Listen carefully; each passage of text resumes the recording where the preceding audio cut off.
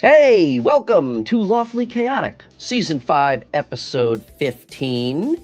Wow. There should be hundreds of people in chat today because I actually posted an update for the show Ooh. on Monday, the first time in months. So Nice. they're going to be piling in. Piling in. Yeah. Any minute now, I'm But sure. seriously, thank you for joining us or watching after the fact. With me, as always, is Jason, the storyteller from TTRPG Academy, and Kristen of Kristen's Epic Adventures. Oh, hello. And we are here to do some show and tell tonight. Some of us Who brought something for show and tell? We'll get into it. We'll do announcements, but I just want to know which of the three of us brought something for show and tell. Well, I'm gonna show my studio. Oh, that's right. Oh, okay, cool. I forgot about that. Kristen, were you able to get anything? I am going to comment on your show and tell stuff. All right. I was not able to either. What? Yeah, Wait a I was minute. not- You don't have anything either? No, because Oh my gosh. Jason, you're the star of the show. Now, because I work like the past half the No. afternoon, I work for a weed company. We do advertising to sell weed, and you know something? It's Did such you a know tiny something? little violin I play No. to. Did you know something? If people don't get their weed on time, they could die. They could die. So we have to get the advertising to the weed people all the time. Very, I very don't know if that's true. Die if you No, don't they get could the die weed? if you don't get if they don't see Oh. the ads, they will die. Oh, So I see. I understand. yes, you understand? Yeah. I understand now. Well, anyway, Sure. I was stuck doing work, and which I think I talked to you, Jason, about this the other night, but I think I might be done.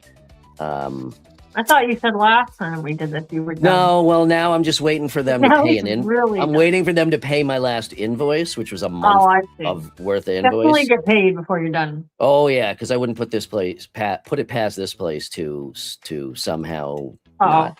Yeah. No. But when that If you happens, say I think things I'm gonna. like that on the internet, they're gonna find it and then they're gonna Yeah, not. they're gonna. Yeah, sure. They're didn't watching mean this, it. all of them. He didn't mean it. All of them. No. I think I'm gonna have a conversation with him, and I'm gonna say, look, if you want, if I'm gonna keep doing this, then you gotta match my normal rates, because right now I'm working for about half my normal rate, and it's just not working out anymore. So I'm gonna give them a high rate, and if they accept it, then great. There you go. That lessens the problem a little, at least for a while. And if they don't, then bye. Hasta la vista, baby. Yeah. So anyway, but enough of that shit. Announcements. Okay. That is my announcement. I have nothing That's else because I haven't been able to focus on RPG and company or game shit since I've been working at this fucking place. So anyway. So no Critical Role stuff in the pipe right now? No, I actually reached out to a bunch of the producers at Critical Role, and they've shifted around their creative department a little bit, and they've hired one or two more people. Mhm. So I get the feeling that the work for them and Darrington, I mean, it's kind of one and the same, is going to be a lot less often, if at all, unless something is really, which kind of bums me Sure. out. But I'm not Sure. like out. It's just a bandwidth thing. Sure. So What about obviously, Ivan? Any more Ivan projects? His projects? no, not since that terror the logo thing that I thing? did. Yeah, so I got to reach out to him also. But yeah, I don't. I was thinking. It's funny that you mentioned that because I was thinking about this the other day, and it's. I mean, I can't fault them. It's they bring somebody in house to be more streamlined. That's fine. Sure. But I was thinking like Rachel's no longer there. She was the one that brought me on. There's a couple other people like Ivan left, so Right. I feel like I kind of need to get in front of Chris Perkins somehow because he's now the head of creative. Don't tell Jason that. It's gonna go Well, off. just so I'm on the radar. Otherwise, if I let it go too long, it's going to be like everybody will be. See, maybe you should have decided to go to Gen Con. It could have been a business. Everybody will be thing. rolled over, and then it'll be like now I have to start fresh with them Right. and like reintroduce myself. Yeah, I told you I saw Jeremy Crawford in one of the hotel lobby one day when I was at Gen Con last year. I was like, oh, see, that's Jeremy Crawford. I may have to go and introduce Just throw myself. yourself in front of them. Be like, "Oh, excuse me, Yeah. sorry. Yeah. I don't know if you know who I am." Yeah. But Or just show up again at one of their shows or art openings or something. There you like I go. did a few years ago. So anyway, sorry, that was a really long answer for a very simple question. No, Jason. that's okay. This is what we do. This is what we do. This is We what tried do. to It's all fill up good. an hour. Especially Kristen, when only 1 out of 3 brings the show in California. what about you? Kristen, you got I any- was on vacation this week, so I was not at work. I decided to take a vacation because I wasn't using any of my vacation time. what did and- you do on vacation? Did you go play in a bunch of Pokemon tournaments? No, I don't even play Pokemon, so I did not. And I didn't want to have anything to do with anything that would remind me of work. So I did nothing of the sort. You didn't go into any card shows or anything? Nope, not yet. Nope, I did not. I did a lot of errands. I had some appointments. I got a haircut. Interesting things like that. All right. So, Things just, okay. stuff I needed to. And I've determined when I stay home all week that I mess up the house. The house becomes a disaster. I literally just cleaned it before this because I was like, I can't take this anymore. The house is neater when I actually go to work. Go figure. Lesson learned. You learned Right? something new. I know. But I got to go back to work on Monday. But that's okay. We actually had, because the holiday is on a Saturday, they gave a Friday off. So I only had to use 4 PTO days to have the whole week. Nice. Oh, so the new guy heading up creative at the place that I'm working at. That's Yeah. a whole nother story. Oh. He's like he's like we are. The company officially recognizes Friday as a holiday, but the retail stores are still open. But corporate, we are closed. So normally a company would say, enjoy the holiday, right? Well, he's like, so clear your calendars, cancel all your calls and meetings. You don't need to deal with any of that stuff. Just focus on the work that day. On Friday. Yeah. Oh, that's nice of him. Yeah. Clear, just focus on the work. Just a little tiny insight into the culture there. Let's see. Well, Jason, my I know company is you. closed. I know you have announcements because you always have announcements. Yeah, I You always go. have announcements. I'm experimenting with TikTok at this point, so I actually have a Oh, TikTok great. account. Nice. I like TikTok. There's a I lot have of a- good RPG people on TikTok. A lot of them. I've met some of them in person at Gen Con. Yeah, I haven't. No, hit it's this not yet. This is my dancing. TikTok video. Currently, I'm just going to use it to publish shorts and reels, Yeah. and just try to promote the website and stuff like that. And I think I want to also use it to promote how to be a professional DM and try to get some more workshops going again. There's I was very underwhelmed by free RPG day. Felt like this year that there was just no promotion, there was no I real. forgot Oh about my it. God. I didn't even know it was going on. Yeah, Well, like where there you was went by, really. I forgot. Yeah, My there was local really. game store will not give you any of the stuff unless you sit down for 3 hours and play a game there. Yeah.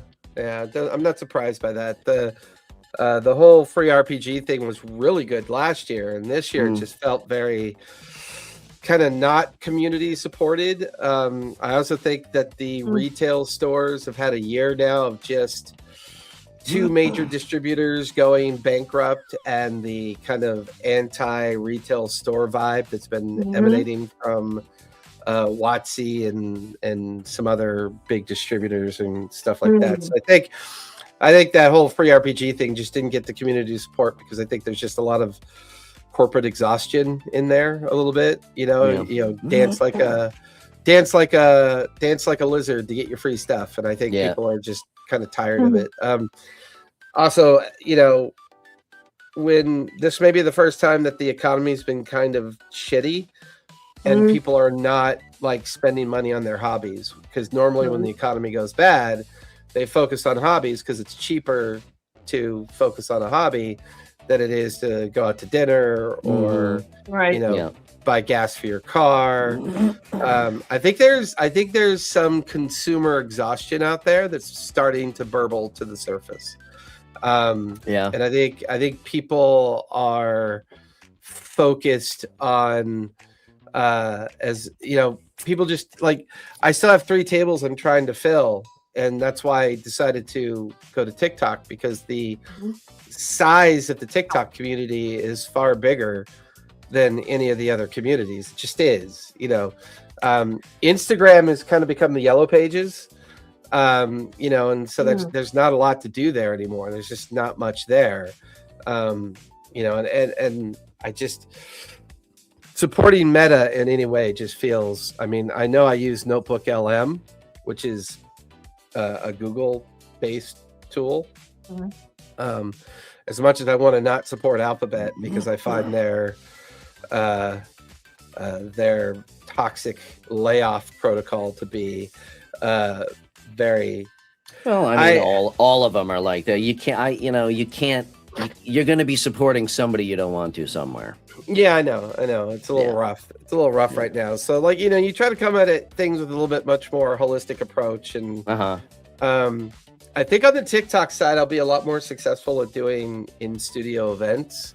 Yeah. Because TikTok is one of the few platforms that actually regionalizes you to a certain degree. So, you know, your location, your region that you're in, their algorithm kind of can interact with that fact that you're in a certain area and try to attach you or align you with other people that are in that area as well.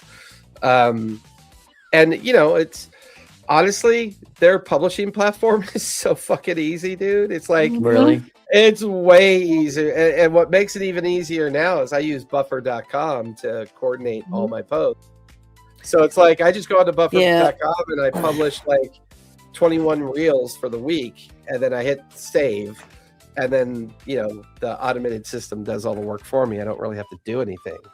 Yeah, I've been putting it off, but I probably should be on. Yeah, but you've been putting off everything, so that's not really fair. I have. You're right. I have. Yeah. But that's interesting that you say that about Instagram. I hate Instagram because it's a Meta product, and like you said, you know, the less. But there's just no real community like there used to be in Instagram. Yeah, and I'm finding it's having heard what you just said, I kind of realize what I've been subconsciously realizing when I sift through Instagram. I do still like Instagram because to me it is still a platform that doesn't get mired down in hate and politics and all that shit. Well, there's no room for it with all the ads. Well, and that's another thing is like the advertising, the algorithms are just out of goddamn control. I am super, super careful about curating my Instagram feed for RPG & Co. Yeah. Like, if I see something I'm interested in that is non-game related, I will not click it. I'll go to the website because I don't want, you know, you one click and that's all you fucking see. Sure. But even as careful as I am, it is just a constant flow of unrelated shit and crap. It's just you know, to your point, the experience is almost done. It's almost not worth. Well, I mean, and I which think really that sucks. Yeah, I mean, I do miss the parts of social media that I do miss is the actual community of it. Like when it was in its infancy and trying to establish itself and find its way in the world, you could have some really interesting community-based, you know, interactions. Now, my understanding is that's the reason why a lot of people have gone over to Mastodon and done like private groups in Reddit as well. Yeah. You know, they kind of go make, but you know, it's like the old days, the community was exposed to each other on purpose because then people could freely move between the communities.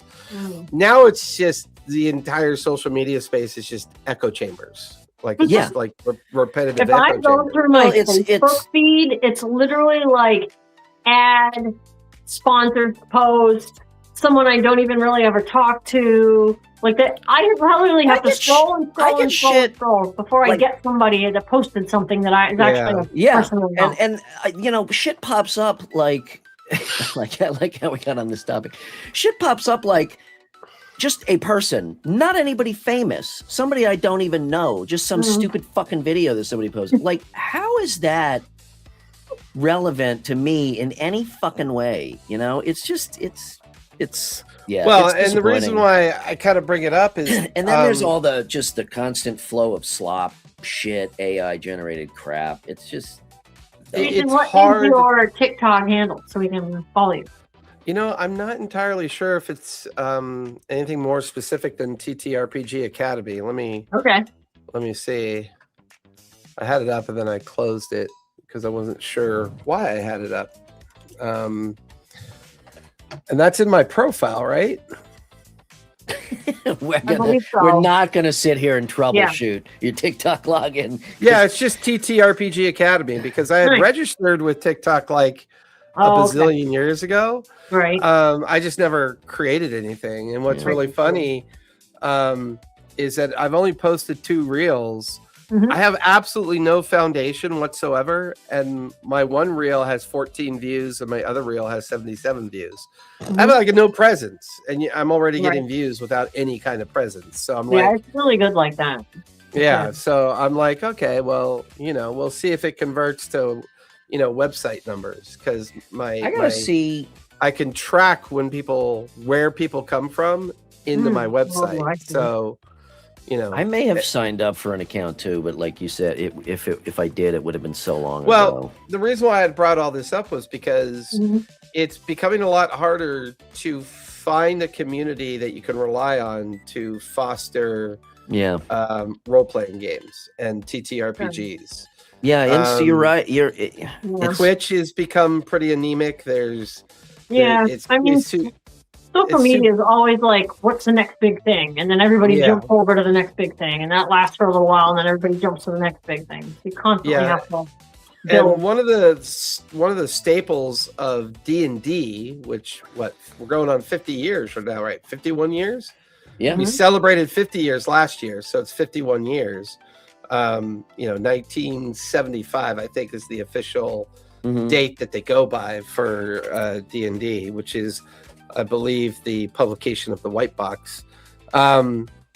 There's, you know, like your physical cons that you would go to, even like, I was watching some old reel-to-reel video of, 79 and 1980 Comic-Cons, that were just so cool to see. There's no real community anywhere anymore. Like, I can't, like, I'm trying to organize my pipeline to get excited players to come and want to play, because I need to open a table for Monday. I need to open a table for Tuesday, and I want to open a table for Wednesday. Thinking about still upping the Fendelver table for Saturday to teach people how to play. But, it's like it's really hard to find a community that feels positive about talking about. I think people are also just, like you said, some of the retail exhaustion. And I think that translates also over to it's just information overload constantly every second of the day. Well, even if it's hobby related, and I'm not talking about bad shit, even if it's like hobby related, you just, you can't get away from the ads and all the options. And there's 37, you put looking for group, and it takes you 2 days to sift through all the stuff that you But I mean, even after all these years of professional play and all of these kind of approaches to professional play, it's still that problem of people say one thing, but never do the thing to support the one thing that they want to say. It's like, people will say, "Oh yeah, I'm looking forward to playing," and then they never show up. Or they'll do a great 2-hour session with me where we just talk about the game and their journey. They play one game and you never hear from them again because you're not really sure what happened. And what's funny is that I started thinking about how we used to play in the past, and it's really not all that different. I mean, it really was like that, and back in the day, And I think what's missing is the ability to host a game that is so simple. Anybody can just show up and play. Like, they don't need to have a backstory. They don't need to have a complex character. They don't need to have, the idea that they're saving the world. It's like, create a space where you just simply say, hey, I've got 6 seats every Saturday from 6 p.m. to 9 p.m. West Coast time. First come, first serve. Right? Like, it's almost like the extreme version of West March. It's like, this is what I actually like about games that don't make character creation that hard. Things like Monster of the Week, where you just have like a playbook sheet, where like all the options are right on there. You can make a character in like 2 minutes and just jump right in. But then I worry about it being too simple. And sometimes things that are too simple, the attention span decreases even more. And I've also noticed one thing. Too simple. I mean, they run the same thing with like Blades in the Dark, because our Scum and Villainy game is based on the same. Yeah, I also worry that complex character creation kind of creates a sense of narcissistic approach to your character and the importance of your character, as opposed to the importance of the group just having fun. And that's why I think those simple characters are probably better. Because if everyone's creating just kind of like a wireframe character that's just easy to interact with, then the group becomes the character. Like, the group is the character. I'm sorry, go ahead. Which got me to thinking that how cool would it be if a TTRPG became a co-op, where the co-op is the actual character, where you have 5 different players playing one character that they collectively, agree to co-op and play that character within kind of interesting a world that they're kind of imagining and creating. Yeah. Do you think that I have a question related to that. Do you think that a complex character that is a bit more narcissistic may entice people to try harder to play because they're more tied to that character? Yeah, but it becomes too individualistic.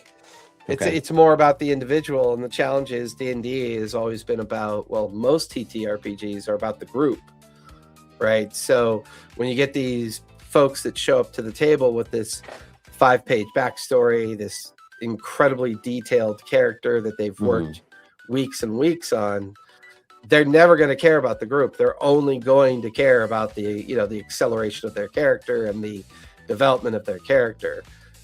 It's rare to find somebody who's really good at character development and also really good at like group interaction. Like, it's a bit of a unicorn to a certain degree to find players that are like that. But I did something when, I want to say about 2 weekends ago. I did it on Free RPG Day, which was last weekend, 26th, right? June 26th.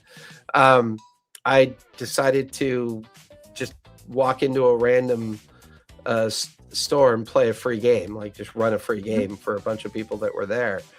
And then, of course, I mentioned to them at the end of the game that I was a professional DM, which none of them felt surprised by that, because the game was just, everyone was like on klaxons. They were like, oh, this is such an amazing game. Who are you? Where did you come from?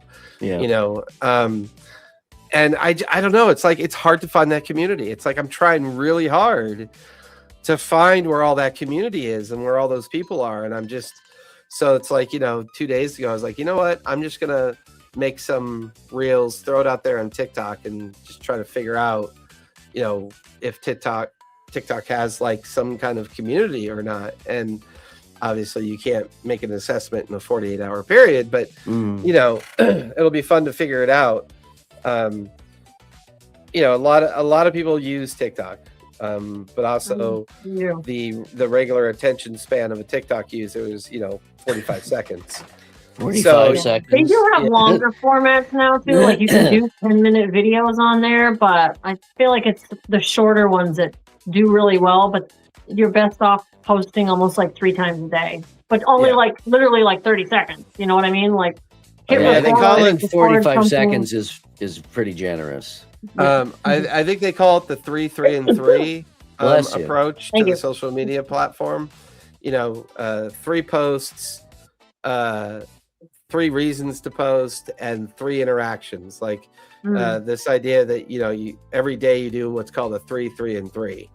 I'm not disciplined enough to give a shit. Is part of the problem. Yeah, right. So I've got to hear figure out. that. I got to figure out a way to give a shit. So, Yeah. and one of the things probably the most enjoyable thing I love about doing this full time is when I get the occasional person that wants to spend a lot of time workshopping how to be a good player, how to be a good DM, how to build your toolbox, how to, what's the difference between being a professional DM live versus a professional DM online, and I mean, I did a workshop with someone for 2 hours, which is like, $35 an hour to workshop with me.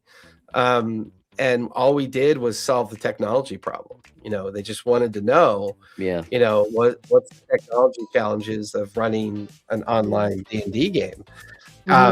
So we rocked through to build your electric studio, to build your, you still have to have that conversation about, what kind of PC are you running? Yeah. Right. And they'll go, well, I'm running a Mac. I'm like, you should probably get a PC. Anyways, and it's like, Hey, I'm it's still a hard, going hard with my phone, man. Woo! it's like, if you're going to be the professional host, you've got to, you've got to build a platform that makes it look incredibly easy to do, because that's the point of being a professional host and hosting a D&D game. You try to jump into different discords to see if you can find community there. You jump into different Facebook pages, into different, but it's like, I had high hopes for Blue Sky, because it was such a progressive app and very different landscape. Unfortunately, Blue Sky is very limited on what you can actually post. It's incredibly limiting on what you can post. You can only post like up to 120 words or 150 characters. So you're very limited on, the physicality of your post. It's a little bit cumbersome. I still haven't figured out if they use a hashtag system or not for, associated posts or reposts or whatever. And it's just, it's the confusion of trying to find that community that kind of drove me to just drive into a game store and just see what would happen. Yeah. And I don't know if the online community is getting better or worse. I don't know. I feel like it's just stagnant. I feel like it's stagnant. Yeah. I think I think some of that's driven by the fact that, maybe unpopular to say, but not a lot of people are thrilled with the new Critical Role season. They don't get much Matt Mercer. They get a lot of different personalities that maybe aren't really their thing. The multiple table, and what was very refreshing about the Dungeon Master group that ran their little campaign was that the sessions weren't super long. Their personalities, I enjoyed watching them until too many of the people that play on Critical Role start to show up, and I'm like, I don't want to be that guy telling you to get off my lawn, but at the same rate, I'm trying to have a different and newer experience. And if I'm having a different and newer experience, and then I'm seeing the same people start to do crossovers, you begin to realize that it's not that interesting anymore. It's just going to be the same people all the time. Wholeheartedly agree with you, and I've got some opinions on that topic, but that's definitely another discussion for another time. And I know we touched on the fact that a lot of people are platforming their live D&D sessions as a means to now enter into the entertainment space, or as a crossover entertainment, which I'm okay with. But you know what I ended up doing, Kristen, because I was struggling to find something I wanted to watch for inspiration. Yeah, I went back to We Are Alive. I went back to that was such a good fucking series. It was I gotta so rewatch that. amazing. I didn't finish it. I don't remember how far I got. I did like it. I just like that. Which one is We Are Alive? That's the zombie one that Norman did. Yeah, Ivan. Oh yeah. Okay. A long time ago, but I also went and watched what's his name, Wesley Crusher. Will Wheaton. I went and watched his Titan series. I always love watching him. He is such a good fucking DM. He's such a good GM. I went back and watched his Titan series that he did over on Geek and Sundry. And I tried to watch the new reprisals of the Geek and Sundry channel because that's where I had originally found Critical Role, like, was it 12, 13 years ago now? When they were getting started on there. And it's just, I don't know. It's I think it's like anything, the demographic that I represent tends to hold on to things too long. And when they start looking too different, we tend to just move on without realizing we've already moved on. And it's just like we have the opposite attention span problem. We pay too much attention. It's like sometimes I wish I could have a 45-second attention span. So it's like I've just been out there looking for community, looking for spaces where people are still excited about playing games and understanding how to play games. But it's a grim world out there right now. A lot of people are not really happy right now, and they don't know how to become happy, which it makes me sad. And I don't know. I want to believe that if I can get enough people in front of me so I can talk to them again about how, playing these games are so good for your mental health, and, the idea that you can leave your other self somewhere else and really practice the art of being something else with a group of people that all have a kind of, love of the game, and how that, that game brings you in and gets you to know people closer than you would have never have known before. Once again, the only community that ever works for me is a table of strangers. Feels like whenever I put together a table of strangers, that turns into a 5-year community at the least. Yeah. It's interesting how that works. And to me, that's kind of like starvation theory, that you're so starved for community that you make it work sometimes. You go find a new community. Yeah, and you accidentally realize, oh shit, this really works. Yeah. No, that's an interesting insight. And like I said, I'm not sure. I think I was maybe kind of noticing it, like in the back of my mind, but I wasn't aware that I was noticing it. But now that you say it, I agree. I see it happening also. And I don't know. I just think it's maybe burnout. I personally feel like a lot of the content now, this kind of touches on your point about the same people are doing it, and that group is now very small, overall, in relation to the overall community, and it's also it's becoming very exclusive, and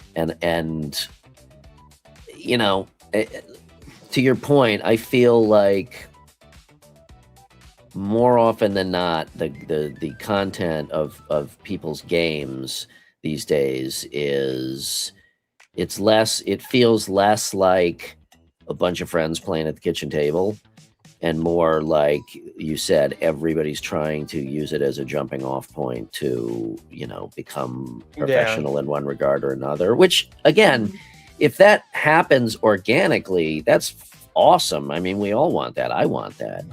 But I feel that for a while now, certainly within the past year, everything feels overly performative, and forced. Yeah. And I think maybe that's that could be causing some burnout because people's expectations aren't being made, because now the expectations of the game are no longer, hey, let's a bunch of friends sitting together on a weekend night, drinking RC Cola and Cheetos and playing until 5 a.m. And now the expectation is like everybody's got to be an Oscar-winning actor to play an RPG character, which I think is a little ridiculous, personally. So, Yeah, I don't know. It's just like it was not hard to find a community 10 years ago, and now it's virtually impossible to find. It wasn't hard to find a community 5 years ago. Yeah, I think this is kind of a new thing, like within the past year or so. And like I said, I don't know if it's just burnout and. Well, it's an interesting point. 5 years would put us, post 2021 COVID. So, makes you wonder. We're still feeling a lot of those fallout and effects of a post-COVID environment. It's just, I don't know. It was interesting. I had a day. It was weird to have a day where you just found yourself, and by no stretch of the imagination is it a. Shit, I just realized I wore the exact same shirt last week. That's funny. Oh, I thought you did that on purpose. No, I might now, though. Now I might do that. That's pretty funny. I was like, look, squirrel. I was like looking at my Discord and I'm like, oh God, that image from last week. Same fucking shirt. That's funny. Know what I think, I think part of the problem also is I feel like the options and opportunities for remote play have gotten so good and so ubiquitous that I think being live at the table is even becoming a little bit more scarce. Maybe. Which brings us to show and tell tonight. That was all that was a segue. Because I want to see your studio, Jason. I haven't been wanting to see your studio. Yeah, let me see tour. Let me see how I want to. Let me see how I want to set this up. Well, are you able to? Because here, we can do this, and then, Well, the real trick is to do it in such a way. Can you share a screen, like different camera? Well, and then what I was going to do is keep it simple, as they say. Turn on my shareable. Let me move my narration camera over. There we go. And then let me do there that. We go. So let me grab this. I can't really zoom in on a lot of stuff. That's fine.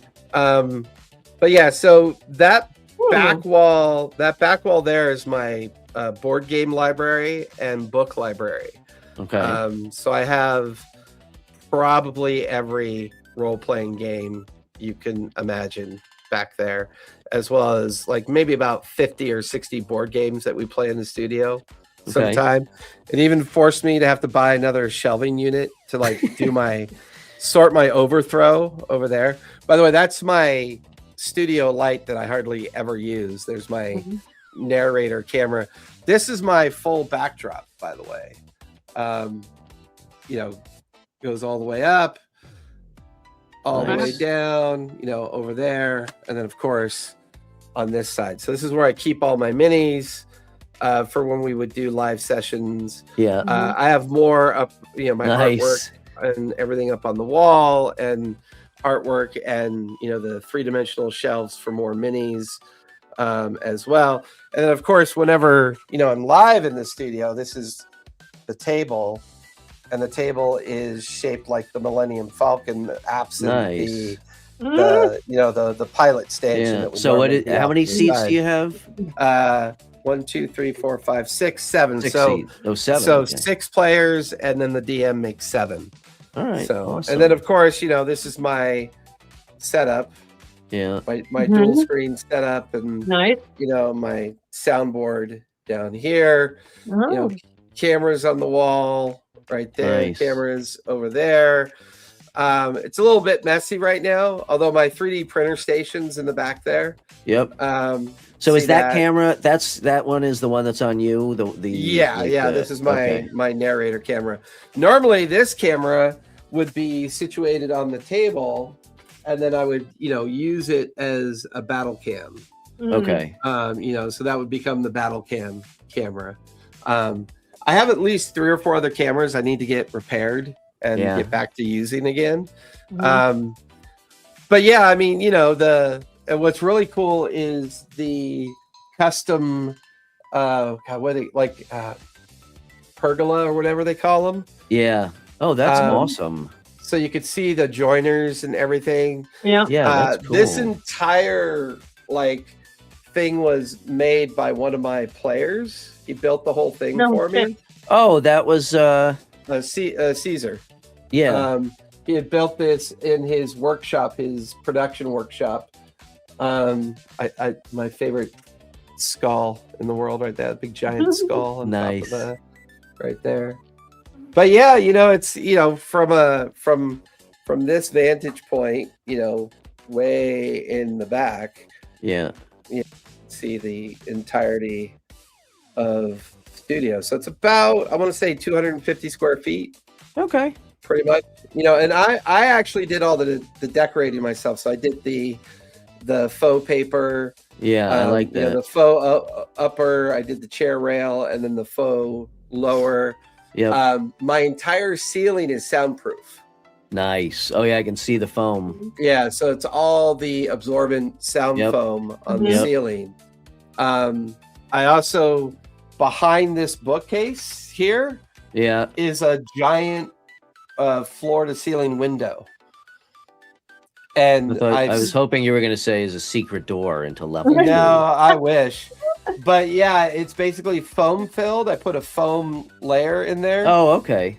And then I did a soundproof blanket on top of it. Oh, nice. So that I don't have to worry about any noise coming through the window. Yeah. It also, keeps the heat out because in the summertime, the sun will just beat down on that window and, make it. So yeah, that's awesome. That's the studio. Yeah, that is really cool. Which hasn't had a live in. Well, that's not true. So next Saturday, from 6 to 10 o'clock, 2 of my Monday players are coming in. Okay. And then one of my Monday players is flying in from Chicago to play in the studio. He's coming out to California and staying at my house. Oh, no way. For 3 days. Who's so we're that? going to take Michael from the Pirates game. He's been a player with me for, oh my God, very long time. You need to introduce me to him. Yeah, I should. Yeah, he's been a player. Probably this is his 4th campaign with me, I think. All right. Let me fix this. Get me recentered, and then get you guys back into the normal. Well, thank you for sharing. I love seeing people's spaces like that. Mm-hmm. Yeah, studios are fun. Yeah, I like studios. They're a lot of fun. I wish I could say I had a studio, but it's a very cramped office. Well, and maybe I'll share next. Maybe I'll share next time. I don't have a second camera set up right now. So when I used to do remote camera, or when I used to do remote corporate work, it was the perfect space for me. I could come in between 5 a.m. Like I would work on. I did a 6-month contract with Haynes. What a nightmare.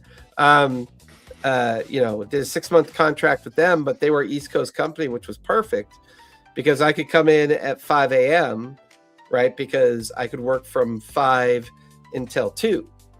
Yeah. And then I could run all my evening games afterwards because all my evening games ran, after 3:30. Yep. So I was able to still keep all my games going while still doing some contract work. And that 6-month stint really put me off corporate environment for a while, for 4 years, 3.5 years so far, that I haven't really made any attempt to reach out to the corporate sector. Yeah. Although I still get network calls sometimes. And I recently got a network email where there's an East Coast guy who is really looking for a transformation manager. So I might, dip my toe back into another contract gig for a little while. I mean, the extra money would be nice because, you know, our property burnt to the ground. So there's a lot of, I you know, don't there's a fault- lot of things that need to get paid for. So, I mean, hey, I don't fault anyone for that. That's kind of. but the beauty of it is when you have something to fall back onto, yeah, because you've kept all of your costs as small as possible. I find my interviews to be brutally honest with people. it's Like, the they Costanza effect. Yeah, it's so refreshing. You have so, ruined the New York Yankees. Blah blah blah. Hire this man.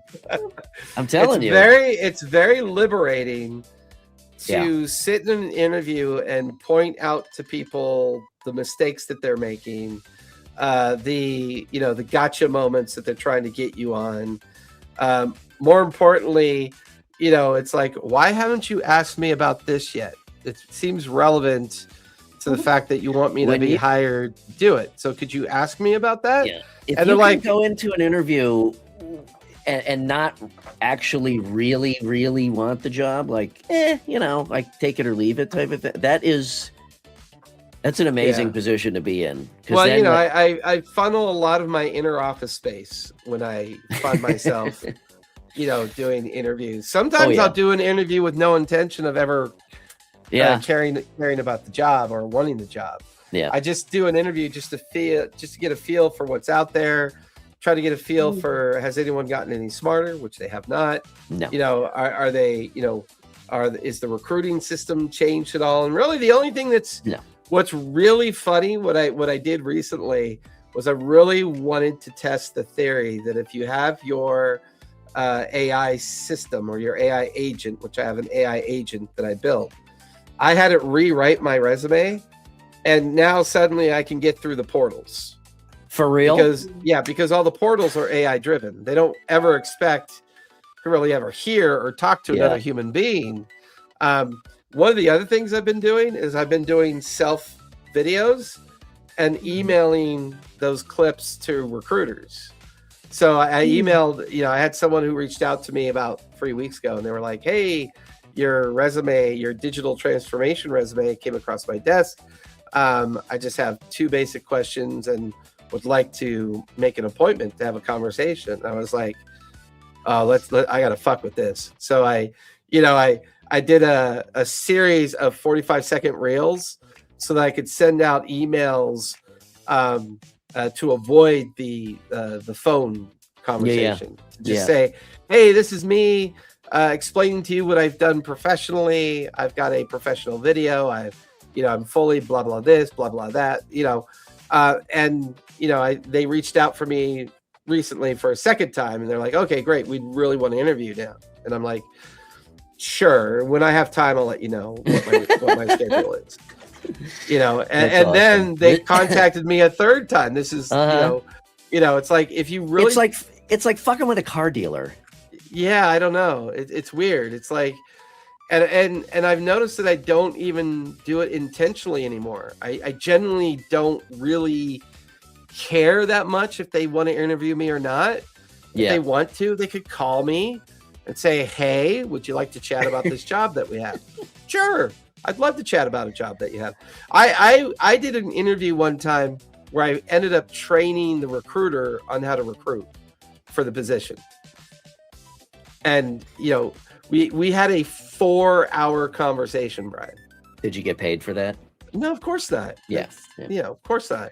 It was a 4-hour conversation on how to recruit an agile transformation manager or director, or even an agile transformation trainer. Mm-hmm. And it was very enlightening, very cathartic. I'm not going to lie.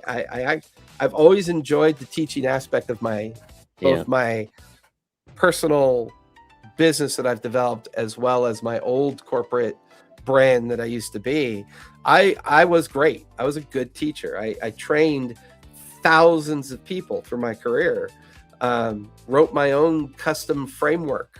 Well, that's why you're good. That's why you're good at that was presented at AgileCon, you know, before COVID. Yeah. You know, and I was maybe a few months away from getting it published and finding someone to actually publish my custom method. But then COVID changed everything. Yeah, I know. Changed everything. I know. Changed how I played game. Changed how I, viewed the corporate world. Changed who used to be my friends and then became my friends. Yeah. Of course, there's some political disasters there as well that really skewed my view towards people versus one type of person versus another type of person. And I think sometimes that affects my ability to interact with potential clients, both in my gaming space as well as my private corporate space. Yeah. It's like I'm looking at someone interviewing me and I'm going, no, I don't want to work for your company. Bye-bye.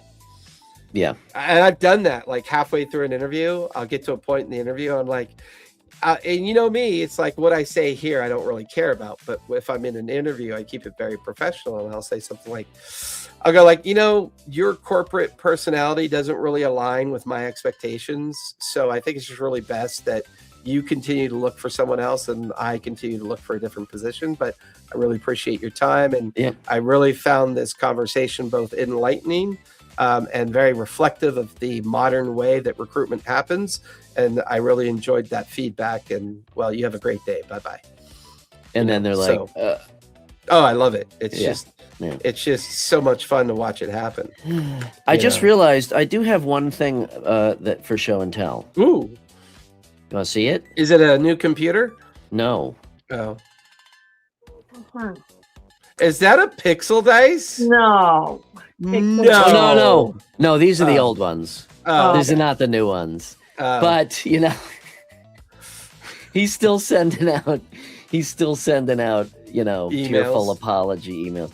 You know what's funny though? The reason I bring it up is because now the integration with D&D Beyond is broken. It doesn't even work. Oh no. Because it used to be you'd roll that dice and it'd show up in the log, right? Yeah, absolutely. Yeah. It would roll. Yeah. So now I can't even get that to work. Oh boy. Buy pixel dice, everybody. They're awesome. Please don't. Yeah. And then I also have I have the key to Erebor here. Oh, that's funny. So I found it that. looked a lot bigger in the film. In an old treasure chest. Well, they were dwarf hands. I probably should have scaled it up a little bit. What did you 3D print it? Yeah. Oh, that's funny. Yeah, I made it for Oscar. So, anyway. Well, I bet it looks huge in Oscar's little kid hands, right? Like little dwarf hands. He's as tall as I am now, which is not, it's not any big feat to achieve my height, but I mean, that's it's weird true. when your kid reaches, starts to get taller than you. You're like, well, my oldest is 6'2". Good God. And my middle is, he's almost 15. And I want to say he's 6'2", 6'3". Jesus. So, yeah. Yeah, we're little people. I'm 5'10". I am military average. 5'10", 10 and a half. 5'2".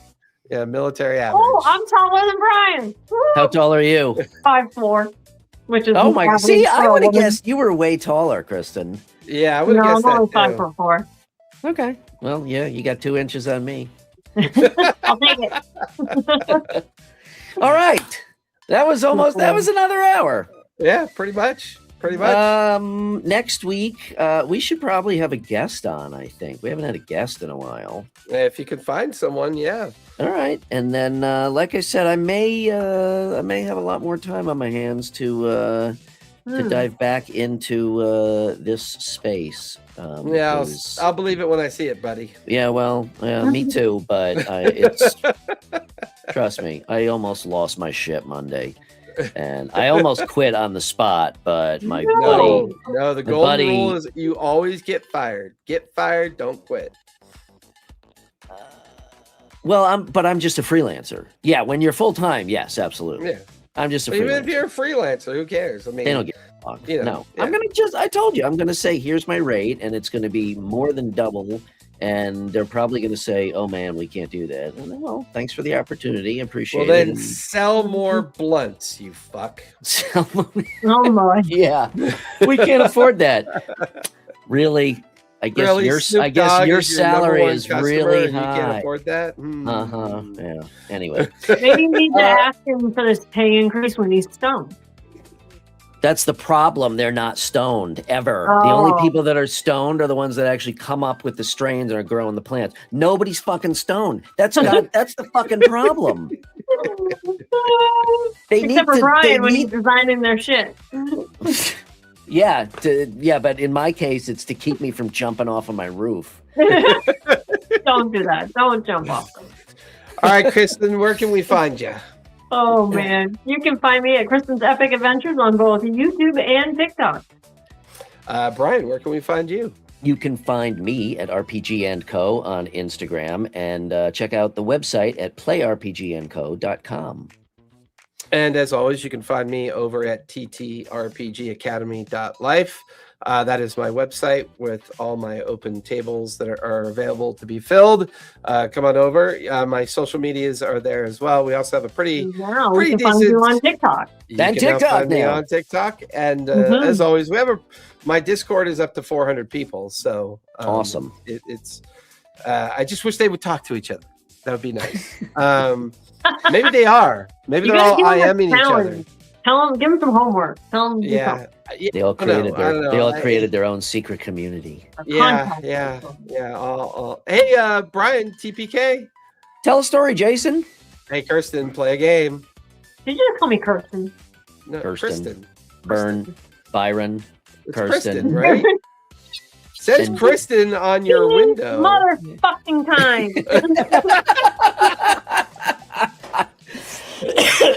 Hell yeah. Thank you for joining us, everybody. All I gotta say about that.